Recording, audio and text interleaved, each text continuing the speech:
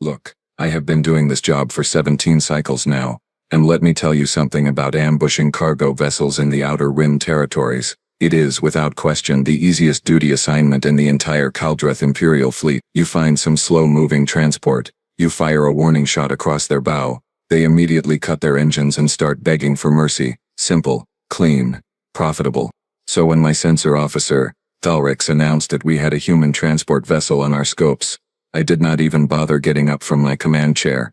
Humans, the galaxy's newest members, barely 200 cycles since first contact, and they already think they own half the trade routes, but their ships, laughably underarmed. Their crews, absolutely terrified of any real conflict. Intercept course, I said, examining my claws with theatrical boredom. Standard intimidation protocol. My bridge crew, all 12 of them, moved with practiced efficiency. The Razor Wing was not the biggest ship in our fleet, but she was fast, and her weapons systems could reduce a cargo hauler to scrap metal in under 30 seconds. Not that we ever needed to actually fire. The threat was always enough. The human vessel tried to run. They always try to run. It is almost adorable, really, watching them push their pathetic engines to maximum burn, as if that would somehow help them escape a military interceptor. We caught up to them in less than 4 minutes. "They're hailing us, Commander," Thalrix reported, his ear frills twitching with amusement. "Ignore it," I said, standing now and stretching my lower arms. "Disable their engine core. Gentle now, we want the cargo intact." Our gunner, Selprix, put a precision pulse shot right through their propulsion systems. Beautiful work, really. The human ship went dark, dead in space, exactly as planned. I could practically hear the panic screaming through their hull. "Boarding team with me," I announced, striding toward the docking bay with all the confidence of someone who had done this at least 300 times before. The boarding went exactly as expected. We cut through their airlock, stormed into their cargo bay with weapons raised and intimidating battle cries echoing off the walls, and found exactly one human standing there, hands raised, looking absolutely terrified. Wait, no, not terrified. That was my first mistake right there, though I did not realize it at the time. She was female, I think. Honestly, it is hard to tell with humans. They all look sort of the same to me, with their weird flat faces and their tiny little eyes and their bizarre skin that comes in all those different shades. This one had brown skin, dark hair pulled back in some sort of tail configuration, and she was wearing a gray jumpsuit that looked like standard civilian transport crew attire. "Please do not shoot," she said, her voice steady. Too steady. "I am unarmed." I laughed. Actually laughed. My boarding team joined in, because come on. This was just too perfect. One human, one single small fragile human, standing in an empty cargo bay, trying to negotiate with 8 fully armed Kaldreth warriors. "Search the ship," I ordered my team. "Find the cargo manifest and anything valuable. You," I pointed at the human with my pulse rifle, "are coming with me. Consider yourself a hostage, pending ransom negotiations with your pathetic Earth government." She nodded, still with that strange calm expression. "Okay," she said simply. "Okay," just like that. "Okay." As if being taken hostage by an alien military force was just another minor inconvenience in her day, like missing a transport connection or spilling her beverage. I should have known right then. I really truly should have known that something was very, very wrong with this entire situation, but no. I was too busy feeling smug and superior, already calculating the ransom value of a human prisoner in my head, thinking about the commendation I would receive from High Command. What an absolute idiot I was. We dragged her back to the Razor Wing, though dragged is probably the wrong word since she just walked along cooperatively, looking around at everything like she was on some sort of educational tour. My crew kept their weapons trained on her the entire time, but honestly she did not even seem to notice. I brought her directly to the command deck because I wanted my entire bridge crew to see this. A human prisoner. Physical proof of our successful raid. Plus, I will admit it, I enjoy the theater of these moments, the intimidation factor of having a captive surrounded by armed warriors, tactical displays, weapon systems. It usually breaks them pretty quickly. "Sit," I commanded, gesturing to the deck floor with my rifle. She sat, cross-legged, comfortable, like she was settling in for a casual conversation. I loomed over her, using my full height advantage. Kaldreth males stand nearly 8 feet tall, and I am considered large even by our standards. Humans are tiny. This one maybe came up to my mid-chest. The size difference alone should have had her trembling. "You will provide us with access codes to your vessel's cargo hold," I said, voice deep and threatening. You will also provide contact information for your employer or government representative who will negotiate your ransom. Refuse, and things will become very unpleasant for you." She looked up at me, tilted her head slightly and said, "The cargo hold is empty. The ship was returning from a delivery run, and I do not really have an employer in the traditional sense." "Do not lie to me, human," I snarled, leaning down so my face was closer to hers. "My fangs are quite impressive when I bear them properly. We scanned your vessel. It is registered as a military transport." "Oh yeah," she said, nodding like this explained everything. "But we use them for all sorts of things. Cargo, personnel transport, supply runs, whatever needs moving really. Military transport." She just admitted it was military, but she was completely alone, unarmed, and acting like this was perfectly normal. Thalrix leaned over from his sensor station. "Commander, her vessel has military-grade shield generators and reinforced hull plating, but no weapons systems installed. It is very strange." "See," the human said helpfully. "Just a transport. Nothing exciting." I felt my jaw clenching, which is never a good sign. This was not going according to standard procedure. Hostages are supposed to be afraid. They are supposed to beg, or cry, or at least show some basic survival instinct. This human was acting like she was answering questions at a social gathering. "What is your name?" I demanded. "Lieutenant Commander Rebecca Torres," she said immediately. "United Earth Defense Force Fleet Logistics Division." Lieutenant Commander. A military officer. My brain stuttered over that information for a moment, trying to reconcile it with the completely non-threatening person sitting on my deck floor. "Prove it," I said. "Identification. Now." She reached slowly into her jumpsuit pocket, pulled out a small rectangular card and held it up. "Here you go." I snatched it from her hand, ready to examine whatever pathetic credential she was offering. That card. That stupid, innocent-looking plastic card. That was the exact moment my very bad day began. The card was small, lightweight, made of some kind of laminated plastic material. It had her picture on it, looking slightly younger and substantially more serious than the relaxed person sitting on my deck. There was text printed in human standard language which my translator implant handled automatically. Name: Torres Rebecca Ann. Rank: Lieutenant Commander. Service number: some long string of digits that meant nothing to me. Organization: United Earth Defense Force. I turned it over. More text. Blood type, whatever that meant. Issue date. Expiration date.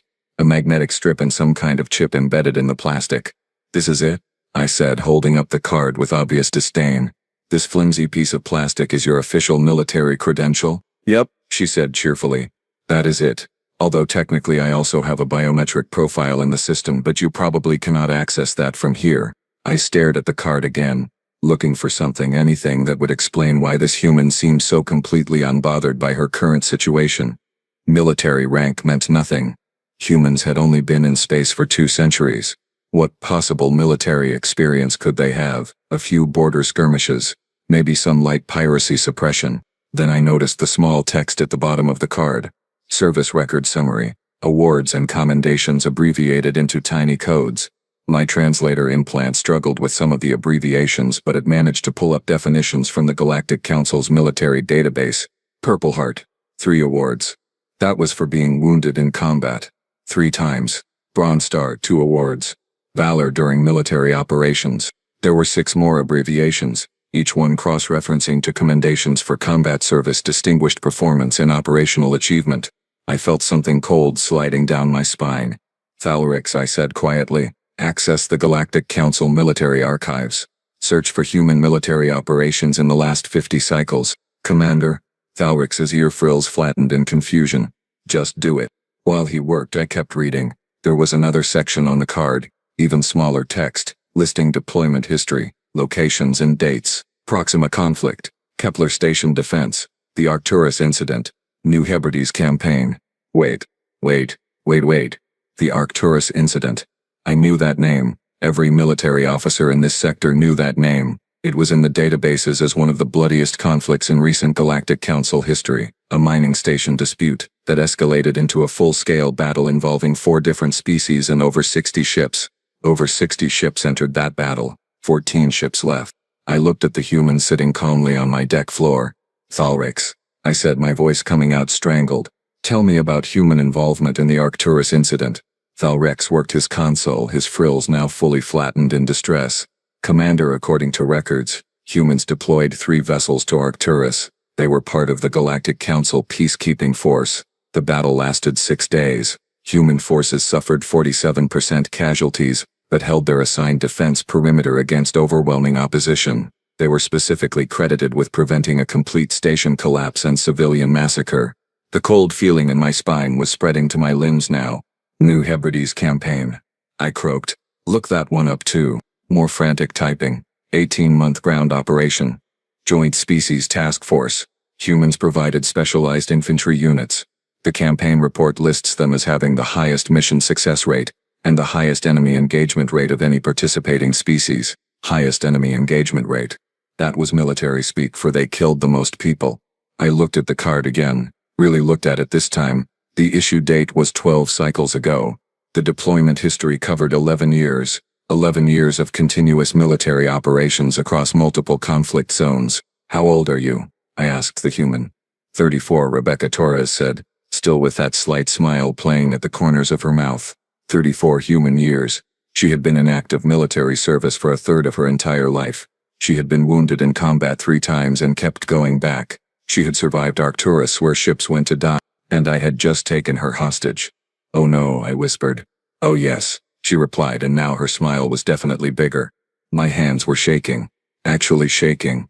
A Caldreth commander, 17 cycles of military service, 8 successful campaigns, decorated twice for tactical excellence, and my hands were shaking while holding a piece of plastic. Thalrix, I said, trying very hard to keep my voice steady. Cross-reference this service number with all available human military databases that the Galactic Council has on file. I heard the hesitation in his voice. Commander, are you certain you want me to do that right now? Do it. The bridge had gone very quiet. My crew was watching me, watching the human, trying to figure out why their commander was suddenly acting like he had just swallowed poison. Selprix, my weapons officer, still had her rifle pointed vaguely in the human's direction, but even she looked confused. The console beeped. Thalrix made a noise that I can only describe as a whimper. Commander, the record shows Lieutenant Commander Torres has completed 247 combat missions. She has been awarded field promotions twice. She has logged over 8,000 hours of combat zone operations. She has survived 4 ship destructions, 6 ground assaults, and participated in special operations classifications that are redacted from public records. 247 missions. I had completed 31 combat missions in my entire career, and I was considered highly experienced. What was her role in these operations? I asked, though I was absolutely certain I did not want to know the answer. According to this, she served as a combat logistics officer, which apparently means she coordinated supply lines and personnel transport in active war zones, but her record also shows certifications in advanced combat tactics, ship-to-ship boarding operations, explosive ordnance disposal, and something called close quarters battle instruction. She taught people how to fight in close quarters. She was a teacher of violence. I looked down at Rebecca Torres, who was still sitting cross-legged on my deck floor, looking relaxed and patient. The Proxima conflict, I said slowly. You were there. Oh yeah, she said, nodding. That was my second deployment actually. Pretty rough. We lost a lot of good people at Proxima. I was just a junior lieutenant back then, running supply shuttles between the fleet and the ground forces. Got shot down twice in 1 week. Not my best performance, honestly. She said it like she was discussing a poor score in some recreational game, not getting shot out of the sky twice. Kepler Station, I continued, my voice getting higher. The siege lasted 4 months. 70,000 defenders against 500,000 attackers. 5 months actually, she corrected gently. And yeah, that one was tough. I was coordinating ammunition distribution during the final push. Barely slept for 3 weeks straight. But we held the station, so it worked out. It worked out. Kepler Station was studied in military academies across 12 species as an example of impossible defensive operations somehow succeeding. And she was there, coordinating ammunition, under siege, for 5 months. My mind flashed back to a briefing I had received, maybe 6 cycles ago, about human military doctrine. The intelligence officer had seemed almost apologetic when presenting the information, like he was embarrassed to even say it out loud. Humans, he had said, do not have a concept of acceptable losses in the same way we do. They have this cultural notion that they call never leave anyone behind. They will throw themselves into lethal situations to retrieve wounded soldiers. They will sacrifice strategic advantages to protect non-combatants. And somehow, impossibly, they often succeed anyway. At the time I had dismissed it as exaggeration. Species always talked up their own military capabilities. It was standard posturing. But now, looking at this human, this tiny, calm, smiling human who had been wounded 3 times and just kept going back to war zones, I understood. Humans were not posturing. They were just explaining facts. So, Rebecca Torres said conversationally, I noticed you guys disabled my ship. That is going to be a problem because I have a delivery deadline. I am supposed to drop off medical supplies at Research Station Gamma by Thursday, and if I miss that window, some very important doctors are going to be extremely upset with me. Medical supplies, I repeated numbly. Yeah, that is what I do now. Paperwork runs, mostly. Supply coordination for research stations and colony outposts. Boring stuff, really. But someone has to do it. And after 15 years of combat deployments, I figured I earned an easy assignment. Easy assignment. This was her easy assignment. I was going to die. We were all going to die. I made a decision right then, in that moment of absolute clarity that comes when you realize you have made a catastrophically stupid mistake. I was no longer a captor. I was a diplomat. A very apologetic, very desperate diplomat. Lieutenant Commander Torres, I said, setting the ID card down on the console very carefully, like it was an armed explosive device. I believe there has been a significant misunderstanding here today. She raised one eyebrow. Just one. The other stayed exactly where it was. How do humans even do that? A misunderstanding, she repeated, and I could hear the amusement in her voice now, clear as anything. Yes, I said quickly. You see, we believed your vessel to be an unregistered cargo transport operating in restricted space. A simple patrol error. These things happen. Sensors can be unreliable in this sector. Your sensors work fine, Thalrix muttered from his station. I shot him a look that promised terrible things for his career if he said another word. The point is, I continued, ignoring my traitorous sensor officer, we absolutely did not intend to detain a decorated United Earth Defense Force officer who was clearly engaged in legitimate humanitarian supply operations. This is quite frankly embarrassing for all of us. Rebecca Torres smiled. Actually smiled. So I am not a hostage anymore? You were never a hostage, I said with as much dignity as I could manufacture. You were merely detained for routine identification verification, which you have now provided. We are very sorry for the inconvenience. You said I was a hostage, she pointed out, like specifically, you used that exact word, and something about ransom from my pathetic Earth government. Why do humans have such good memory for exact wording? A translation error, I said desperately. The word in our language, it translates poorly. What I actually meant was temporary guest pending verification. She said, standing up now and dusting off her jumpsuit, and pointing guns at temporary guests. That is standard procedure. Silpris, who still had her rifle sort of aimed in the human's direction, quickly lowered it and tried to look like she had just been casually holding it for no particular reason. We are very safety conscious, I tried. By now the rest of my bridge crew had pulled up the same military records that Thalrix had found, and I could see the realization spreading across their faces like a plague. Selprix's ear frills had gone completely white. Our navigation officer Krell was making a high-pitched wheeze that I think meant he was hyperventilating. Commander, Krell squeaked. She has more combat experience than our entire crew combined, including you.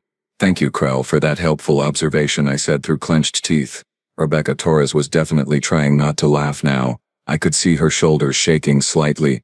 Look, I said, spreading my hands in what I hoped was a peaceful, non-threatening gesture. Clearly we got off on the wrong foot here. Can we perhaps start over? I am Commander Vrelok, of the Razor Wing.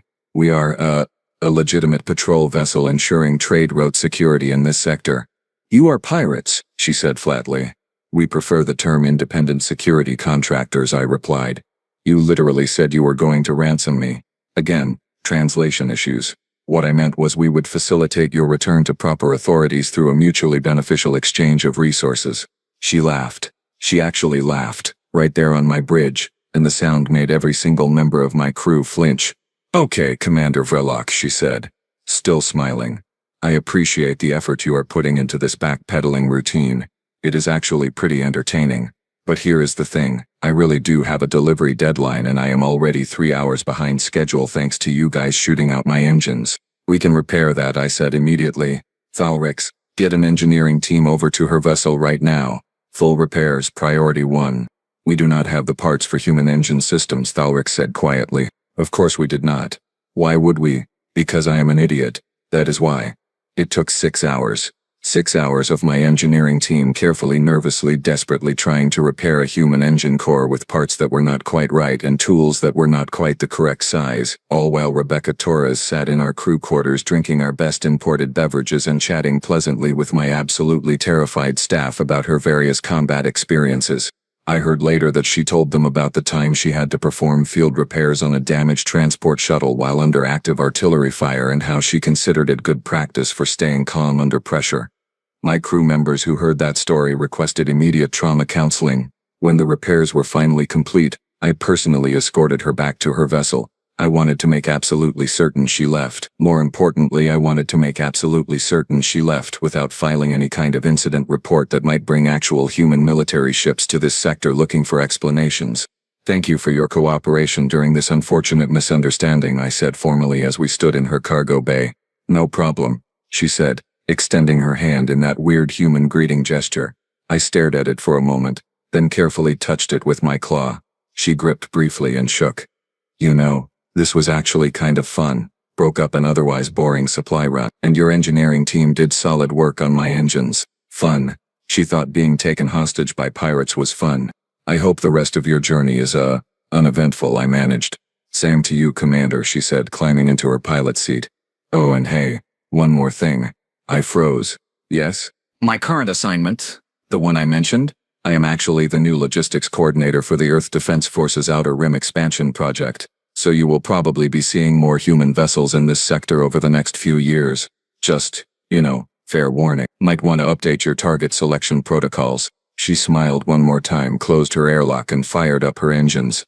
We watched her ship depart on our sensors, and I swear every single person on my bridge exhaled simultaneously when she finally jumped to faster-than-light travel. My report to High Command was brief and extremely edited. Routine patrol, encountered human transport, verified credentials, provided minor assistance with technical difficulties, proceeded with standard operations. No mention of hostages, no mention of panic, definitely no mention of the fact that I had accidentally captured someone who could probably have killed my entire crew with a fork and some determination. I also implemented a new protocol immediately distributed to every ship in our fleet. Before intercepting any vessel, scan for human life signs. If detected, verify identity and military status first. If military status confirmed, do not engage under any circumstances. Find literally anything else to do. Retire early if necessary. Because here is what I learned about humans that day.